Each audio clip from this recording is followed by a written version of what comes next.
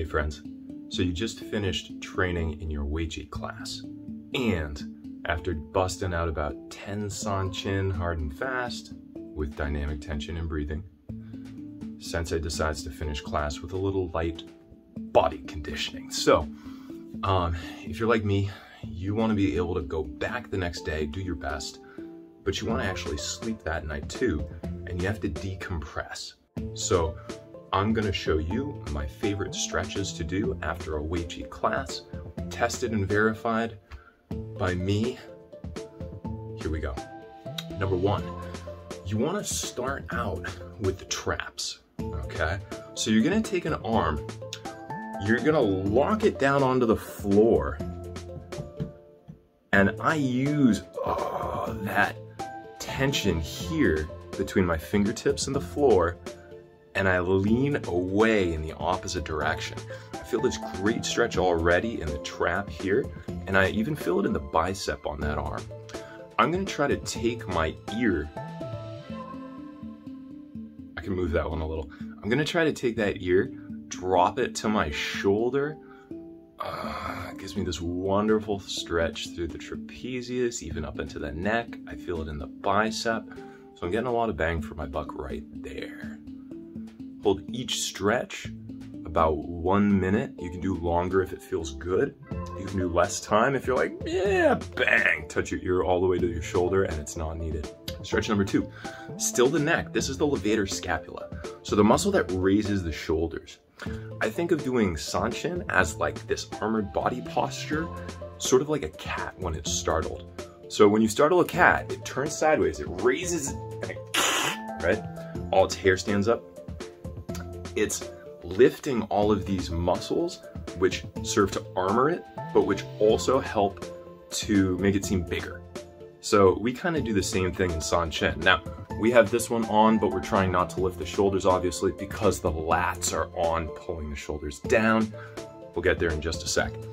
The Levator Scapula. Make a thumbs down position with an open hand. Find the notch in the back of the skull on the side. Fit it right in that groove, and you're gonna press, I think about the corner of my skull dropping down to my opposite shoulder. Boom. I'm keeping my elbow open, and I feel a great stretch, not in the top of the shoulder, but in the back and along the neck there. The next stretch that we're gonna do is for the lats, okay? So this one I like to do standing, and I take one foot, cross it behind. So let's see if I can show you that conveniently. If I'm stretching the right side of my body, your left, then I take my right foot, place it behind, and I get this long stretch up through the side of my body and elbow. What I'm really targeting is under my shoulder blade there, the lat, okay?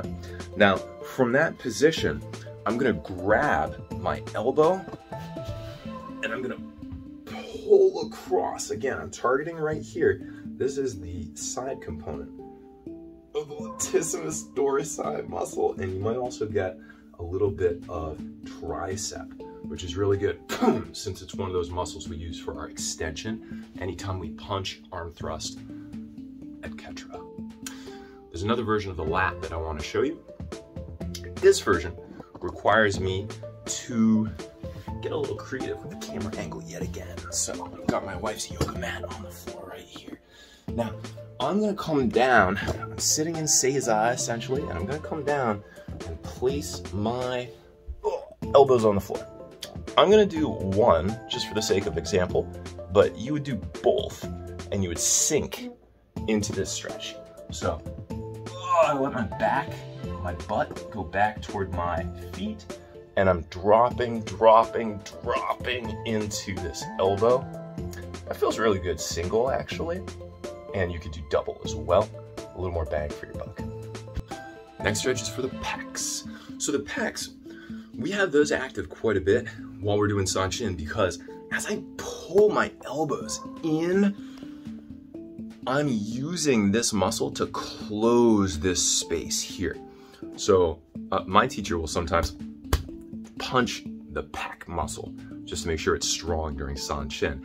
And that muscle is getting this constant tension. And I want to open it up now so that my body understands, okay, it's time to relax. Open it up, go to sleep, wake up, do it again tomorrow. So find a door frame that you can use conveniently. Make a football goal post, and then put your hands on either side of the door frame and lean in. Make sure your shoulders don't rise up. Lean in. You'll open this space near your collarbone. No, sorry, collarbone. Near your sternum. You'll open that space near your sternum, and you'll get this great stretch through the pectoral muscles. Now, if you want high pec, drop your arms a little lower and lean in. That'll target high. If you want low pec, raise the arms up a little higher and lean in. That'll target low. How do you know what you need? Try them both out, and eventually you'll feel which is necessary there. If you want to do both, as I usually do, you can do that too. The next one that we're going to look at is the Quadratus Laborum. The Quadratus Laborum is something that probably most people in America should stretch. It's super tight and short if you sit a lot. This is one of those things that kind of gets glued together when you do that. So the way I like to do it, I'm going to go from hurdle stretch position. So you'll see my legs here, one leg out straight, one leg pulled in. Nice hurdle stretch. Pardon me.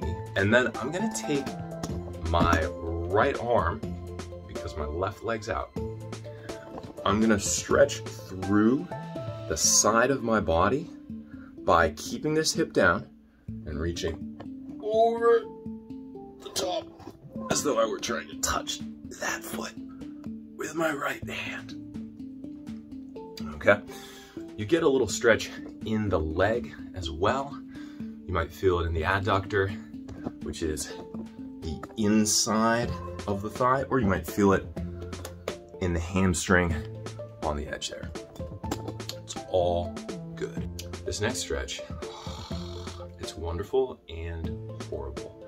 It's really difficult, I think, but at the same time, it's one of the ones where I get the most value and benefit from it. So when you're doing Sanchin and you've got your stance, heel toe alignment, shoulder width, all that great stuff, right? If you're dropping your body and bending your knees, then your quads are firing constantly. They're under this static tension, almost like the body is doing a plank, okay? So what we have to do now is target the rectus femoris, which is, this lovely muscle right in here, okay? It's one of the 4 connecting quad segments. Quad means 4, right? So if you're doing your leg lifting and turning in Jumyundo, and you open up, if you're working with a straight leg that's high, you might not feel the hip flexor in here locking up. Instead, you might actually feel this muscle here starting to squeeze and spasm. That's the rectus femoris.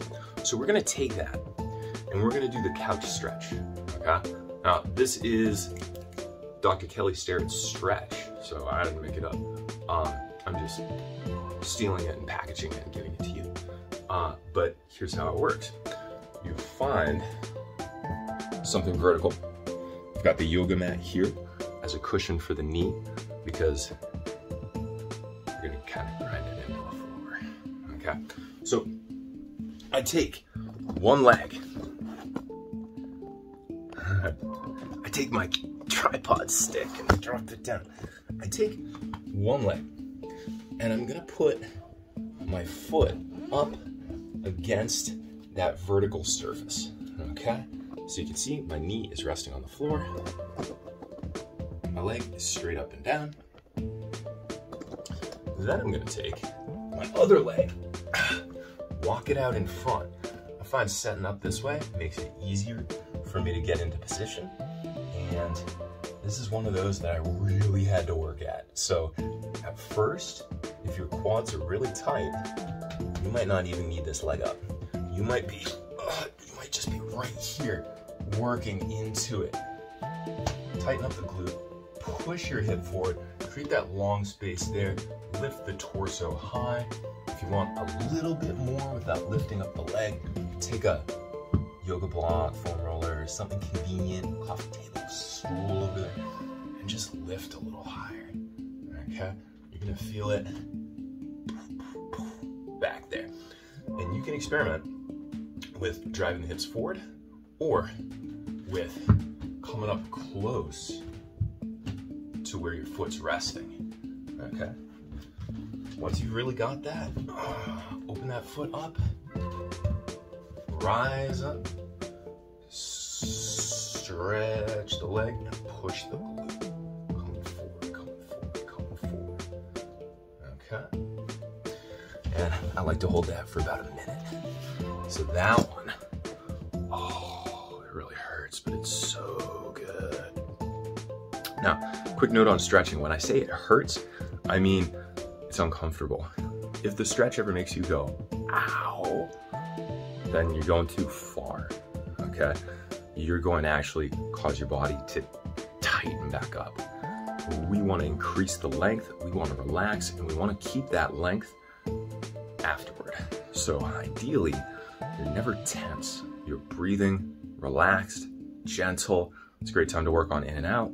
It's a great time to work on a slow count, on filling the whole body. We could talk breathing strategy for stretching in another video, but those are my Uechi recommended stretches for after class. We go from the top down, but you could go from the bottom up. You could experiment, and you probably won't need every single stretch every time. So play with them, see what's helpful to you, and good luck training.